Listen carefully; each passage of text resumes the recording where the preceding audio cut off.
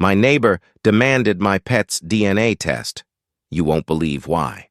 I never thought I'd need a lawyer because of my dog. But there I was, sitting in my kitchen, coffee growing cold, staring at a crumpled letter my neighbor had shoved under my door, demanding a DNA test for my golden retriever. Yes, you read that right. A DNA test. Apparently, she believed my dog, Bailey, might be the biological heir to her late aunt's multi-million-dollar fortune. At first, I laughed, but when I realized she was serious and that her lawyer had actually contacted me, the laughter froze in my throat. That was the moment I realized this wasn't just a neighborhood quarrel. This was about money, obsession, and a very confused dog in the middle of it all. My name's Evan. I'm 32, and I live in a quiet cul-de-sac in Oregon. It's the kind of place where people wave as they mow their lawns, and everyone knows who just bought a new car. Bailey, my golden retriever, is the sunshine of my life. I rescued him 2 years ago after he'd been abandoned outside a shelter. He's goofy, affectionate, and allergic to strawberries, which, ironically, makes him more human than some people I know. My neighbor across the street, Margaret, was, let's just say, eccentric. She was in her late 50s, retired and obsessed with her late aunt Beatrice, who had been both rich and famously fond of animals, especially her poodles. When Beatrice passed away, rumors spread through the neighborhood that she'd left behind a strange will, something involving her dogs. I didn't care much. I had my own bills to pay and a dog to walk. But that all changed one breezy Sunday afternoon when Margaret stopped me mid-walk, her eyes wide and voice trembling with what she called a discovery. "Evan," she said, clutching a folder like it was the Holy Grail, "I think your dog might be related to Lady Pompette." I blinked. "Who?" "My aunt's prized poodle," she said in the same tone someone might use for a royal title.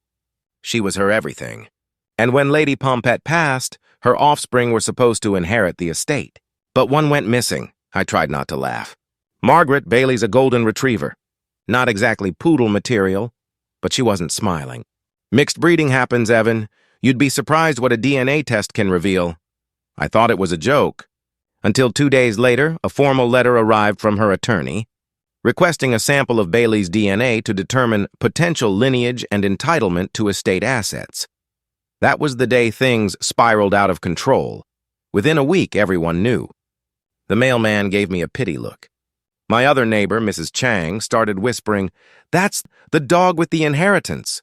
Bailey, of course, was oblivious. He spent his days chasing butterflies and barking at sprinklers. I tried to ignore it, but Margaret doubled down. She started lurking near my yard, peering over the fence, taking photos. Once I caught her crouched behind her bushes holding what looked like a chew toy. "What are you doing?" I asked. "Evidence," she said flatly and hurried inside. That night I sat in my living room thinking, this can't be real. But when I called her bluff, saying I'd consider the DNA test if she paid for it, she didn't flinch. She pulled out her checkbook. That's when I realized she wasn't crazy. She was desperate. I met with a local lawyer, Greg, who almost choked on his coffee when I told him why I was there. "So your neighbor believes your retriever is a poodle heir?" "Essentially, yes." He flipped through the letter and said, "Legally, she has no standing. Unless the dog's ownership or identity is tied to a will clause, she can't demand anything." "Can she sue me?" "Technically, anyone can sue anyone," he said. "But she'd lose fast. You don't owe her proof of your dog's DNA." For a week, I felt relief, until I saw Margaret pacing in her driveway one evening, holding what looked like a baby photo of a dog. When she saw me, she shouted, "The resemblance is uncanny, Evan. Look at the ears." Bailey tilted his head, confused, as if wondering if he'd accidentally joined a soap opera. The following week, I found a small piece of cotton in my mailbox, like a Q-tip. Taped to it was a note, "For DNA analysis. Please cooperate. That was the last straw," I confronted Margaret. "Stop stalking my dog." "I'm not stalking," she cried. "This could change everything. My aunt's fortune, her legacy, it was meant for family. And if your Bailey is her descendant, he deserves it. Bailey deserves belly rubs and tennis balls," I snapped. "Not to be dragged into your family drama." She blinked, tears welling up. You don't understand. I've lost everything since she died. This is my last chance to hold on to something that mattered. For a split second, I almost felt sorry for her. But then she added, "You should be grateful I'm giving your mud a shot at luxury." And just like that, my sympathy evaporated. Through all of this, Bailey was the calm in the storm. He'd curl up beside me every night, unaware that he'd become the center of a neighborhood scandal. Sometimes I'd watch him chase his tail, and I'd think, "You have no idea you might be worth millions, buddy." I started narrating our walks like a documentary. Here we see the heir apparent sniffing the royal hydrant. Humor was the only thing keeping me sane, but deep down, it hurt.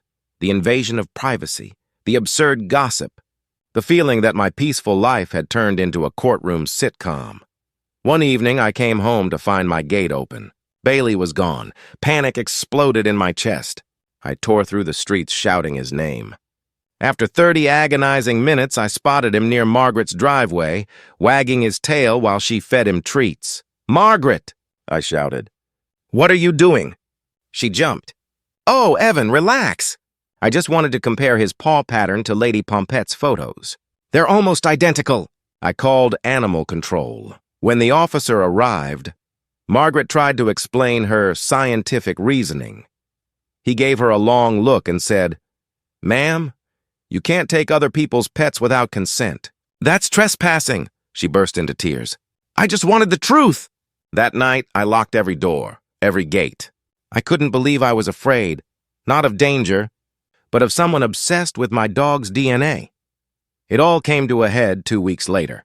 Greg called me and said, "You're not going to believe this. She filed a petition in small claims court. Claims you're withholding evidence of shared lineage." I laughed. "She's suing my dog?" He sighed. "Pretty much." When the court date arrived, the room was half empty, except for Margaret, her lawyer, and a stack of binders. She looked like she was preparing for Animal Court, the movie. The judge raised an eyebrow. "So you're requesting a DNA test for a golden retriever to prove relation to a deceased poodle?" Margaret nodded solemnly. "Yes, Your Honor, there's significant evidence of resemblance." I half expected the judge to laugh, but she kept a straight face. After hearing both sides, the judge finally said, "Ms. Howard, there is no legal basis to compel a private citizen to submit their animal for genetic testing. Case dismissed." Margaret's face fell. I exhaled, finally free. But as I walked out, she whispered, "You're making a mistake. You'll regret this." For weeks afterward, I couldn't shake that voice. Time passed. The gossip died down. Margaret stopped sending letters. Her house grew quieter. Blinds always drawn. One day I found a note in my mailbox. No envelope, just neat cursive on cream paper. "Evan, I'm sorry for everything." I lost sight of what mattered. Lady Pompette was my family, and I think I just missed her too much. Take care of Bailey. You're lucky to have each other. Margaret. I stood there for a long time, the wind brushing the paper against my hand. Bailey nudged me with his nose, tail wagging, as if to say, "Forgive her," and maybe I did. That ordeal taught me something unexpected. People's pain often hides beneath their absurd actions. Margaret wasn't evil. She was grieving, lonely, and holding on to the only thread that still connected her to her past. But it also reminded me that boundaries are love, too. Protecting Bailey, protecting my peace, and it wasn't cruelty. It was necessary. Now every time I take Bailey for a walk, I smile at how far we've come. He's not a millionaire heir. He's just my best friend. And that's worth more than any inheritance. Sometimes when I pass Margaret's house, I see her watering her garden. She gives a small wave. I wave back, no words, just quiet understanding. Looking back, the whole thing feels surreal. A strange chapter in my otherwise ordinary life. But I learned that even the most ridiculous conflicts can reveal real truths. About compassion, about grief, about what really matters when money and pride get in the way. As for Bailey, he's still the same goofy, tail-chasing, biscuit-loving dog he's always been. The only DNA test he needs is the one that proves he's 100% heart. So what would you have done in my place? Would you have agreed to the DNA test or drawn the line like I did? Let me know in the comments below. And don't forget to like, share, and subscribe for more stories like this.